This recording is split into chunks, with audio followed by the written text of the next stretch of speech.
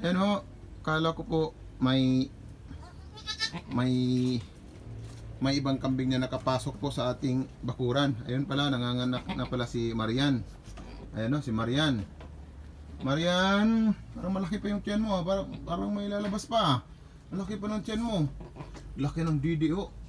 Tingnan nyo naman, parang bola talaga ng basketball. Bower Anglo po si Marian. Ayan. Minadali ko pupuntahan kasi akala ko po may ibang kambing na nakapasok dun sa ating pastulan ho. Maliit na pastulan. Ayun pala, nanganak na si Marian. Ayan ho, tingnan nyo. Lalaki. Isang bisiro. Ayan, lalaki ho. Marian, may lalabas pa ba? May pangalawa? Parang wala na. Ayan o, si Marian, ang laki talaga ng kanyang didi ho. Ayan o. Laki ng didi, parang bola talaga ng basketball. Yun o, isang bisiro ang lumabas. Yan. Malaki siya. Malaki na kambing ho. Isa lang yata ang parang ang laki ng kanyang tiyan ah. Parang bola talaga na siya ng basketball. Marian, may lalabas pa ba Marian? Yan, dumidi ka. Didi. Dumidi ka dito, Didi. Didi.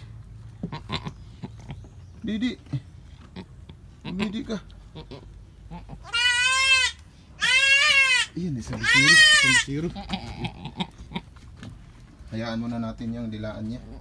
Lilinisan niya. Thank you Lord.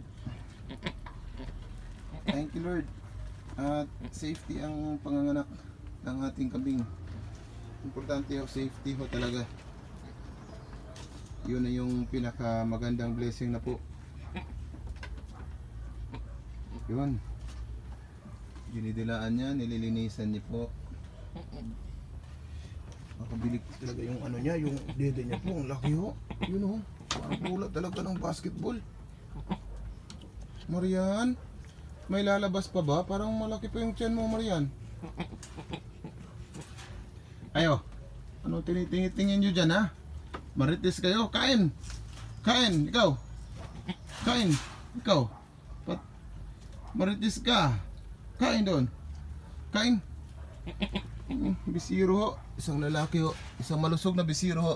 Yan ho, isang malusog na bisiro po, ang anak ni Marian po. Sobra yung gatas. Siguro pag tinanggalan ko to ng gatas si Marian, mga 3 litro. Laki talaga, first time ko po makakita ng kambing laki ng didi. Ayan ho, malaki talaga yung didi. 3 or 4 na litro ho yung gatas nito, estimated ko po. Ayan, si Marian, ito sa susunod, ngayong katapusan, estimated ko nito. Purebred Anglo-Nubian ang ama nito. Yun, Bimbim, magsabi ka lang ha pag manganganak ka na, para mabantayan kita. Bimbim. Yun si Marian. Marian, may lalabas pa ba? Parang malaki pa yung tiyan mo ah. Marian, isang malusog na bisiro po ang blessing sa atin ngayong araw na ito. Thank you Lord. Dagdag na naman po ito sa ating maliit na farm. Unti-unti lang ho. Di bale na yung mabagal. Basta ho, umuusad. Yan yung ating motto ho. Di bale ng mabagal. Basta umuusad ho. Yan ho. Malaki ho. Kaya pala, parang isa lang. Malaki pala yung kanyang anak. Yan ho. Kabibigay ko lang sa kanila ng pagkain mga 1 oras yata. Tapos pagbalik ko, yun lumabas na. Yan o, dininang bait talaga ng kambing o, dinidilaan, nililinisan talaga niya o. Isa lang. Marian, baka may lalabas pa, parang malaki pa yung tiyan niya. Marian.